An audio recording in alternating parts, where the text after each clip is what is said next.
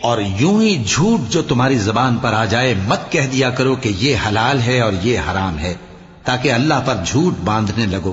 جو لوگ اللہ پر جھوٹ باندھتے ہیں ان کا بھلا نہیں ہوگا۔ جھوٹ کا فائدہ تو تھوڑا سا ہے، مگر اس کے بدلے ان کو عذاب علیم بہت ہوگا۔ اور جو چیزیں ہم تم سے پہلے بیان کر چکے ہیں وہ ہم نے یہودیوں پر حرام کر دی تھی، اور ہم نے ان پر کچھ ظلم نہیں کیا بلکہ وہی اپنے آپ پر ظلم کرتے تھے۔ پھر جن لوگوں نے نادانی سے غلط کام کر لیا پھر اس کے بعد توبہ کی اور نیکوکار ہو گئے تو تمہارا پروردگار ان کو توبہ کرنے اور نیکوکار ہو جانے کے بعد بخشنے والا ہے، رحمت کرنے والا ہے۔ بے شک ابراہیم لوگوں کے امام اور اللہ کے فرما بردار تھے جو ایک طرف کے ہو رہے تھے اور مشرکوں میں سے نہ تھے۔